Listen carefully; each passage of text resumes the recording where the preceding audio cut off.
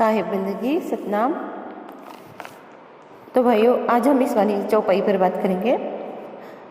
अक्षर जीव शिव का मूला, पाहन पूजत पंडित भूला। अक्षर काया अक्षर माया, अक्षर जग सद्गुरु होय आया।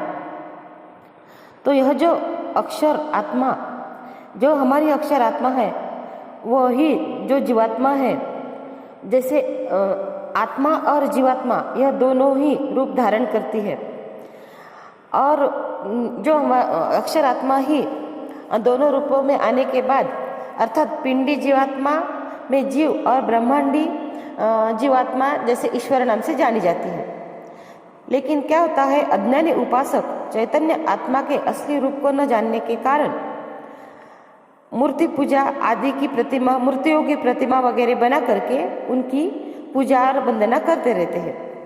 आत्मा चैतन्य के द्वारा शरीर तथा त्रिगुण युक्त पंचभौतिक माया चेतनवक्त कार्य करती रहती है। यदि आत्मा हो तो इन सब की उत्पत्ति, आत्मा न हो तो इन सब की उत्पत्ति असंभव है। जैसे जो भी कार्य हो रहा है वह सब आत्मा के होने से ही हो रहा है। आत्मा ही मूर्तियां बना रहा है, आत्मा ही बावन अक्षरों की वजह से गाना गा रहा है, आत्मा ही भजन कर रहा है। जो कुछ भी चीजें हो रही है ना, वह सब आत्मा की वजह से ही हो रही है। अगर आत्मा न होती तो इन सब की उत्पत्ति असंभव ही है। लेकिन कबीर जी महाराज ने इस संसार में आकर के परमात्मा के स्वरूप का जो ज्ञान कराया है, जैसे आत्मा के ही रूप में आकर के ही उन्होंने, जैसे आत्मा और परमात्मा इन दोनों स्वरूपों का उन्होंने ज्ञान कराया है। संसार में ईश्वर हो या जीव, सभी आत्मा के एक ही रूप है। संसारी गुरुआ लोगों ने आत्मा के स्वरूप को न जान करके ही 52 अक्षरों द्वारा निर्मित धर्म ग्रंथ, मंत्र, श्लोक आदि को ही पूजा का साधन बना करके उपदेश ज्ञान देकर आत्मा परमात्मा ज्ञान का उपदेश किया करते रहते हैं। लेकिन अक्षर आत्मा के वास्तविक स्वरूप को कोई कोई बिरला ही जान पाता है। जैसे इसी बात का ज्ञान बताने के लिए ही कबीर महाराज को इस धरातल पर आना पड़ा था। वह स्वयं में आत्मा ही है, लेकिन जैसे कि उनके स्वरूप को जानने, उनका जो आत्म स्वरूप है, उनका आत्म स्वरूप जैसे हमारा आत्म स्वरूप और उनका आत्म स्वरूप एक ही है। अब उससे प्राप्त करने के बाद ही हम भवसागर से प्राप्त हो सकते हैं। इस संसार में अक्षर अक्षर अर्थात आत्मा का यशोगान तो सभी करते हैं, किंतु उस नि अक्षर सार शब्द परमात्मा को कोई नहीं जान सकता। यह जानने के लिए जिसे सच्चा बोध, जिसे सच्ची बात का पता चलता है, वह कोई बिरला संत ही, जो बिरला कोई कबीर महाराज जी के जैसे संत ही हमें बता सकते हैं। और जो जिस प्रकार का जो मतलब कि जो हमारी आत्मा है, जैसे शिव की पूजा में और पाहन की पूजा में भूली है, यह ज्ञान उनके सिवा हमें कोई नहीं दे सकता। जब हमें यह ज्ञान मिल जाता है तो जैसे हम बारंबार यह, जैसे हमारे मन में, और हम जैसे बचपन से ही देखते हैं कि भगवान की पूजा करनी है तो हम सोचते हैं कि भगवान कहीं ऊपर होगा। भगवान को जैसे कोई ऊपर की तरफ ही देख करके हम सोचते हैं कि भगवान ऊपर ही है। लेकिन कबीर महाराज जी ने कहा है कि परमात्मा जो आत्मा है वह आपके अंदर ही है।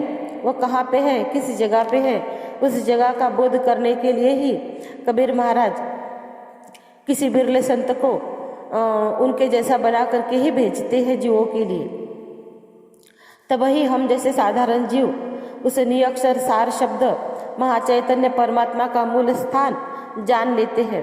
तब ही हम जीव एवं शिव, जो जिन दोनों ही चीज़ों का प्रादुर्भाव हमारी आत्मा में है, वह परमात्मा पारस रूप, जिसे सार शब्द का यथार्थ भेद ज्ञान प्राप्त हो जाता है, फिर वह जीव आवागमन के चक्र में नहीं पड़ता।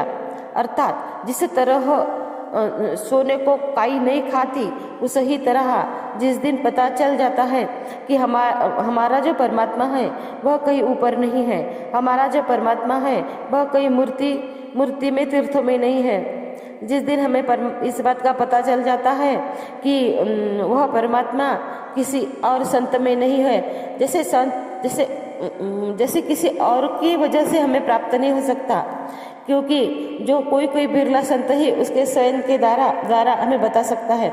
लेकिन हम जो मायावी गुरु के झांसे में पढ़ करके उनके पास जा कर के अगर हम ये सोचेंगे कि कोई हमें हमारा परमात्मा दे देगा, तो यह सब भ्रम ही है, यह सब काल रूप की खाई ही है। हम सब उसमें ही गिरने वाले हैं जब हम परमात्मा को दूसरे की वजह से प्राप्त करने के बारे में सोचेंगे। तो यह हमें अच्छी तरह समझ लेना चाहिए कि आत्मा और परमात्मा हमारे ही अंदर है, सिर्फ उसे कैसे पाना है यह भेद हमें सदगुरु से लेना है।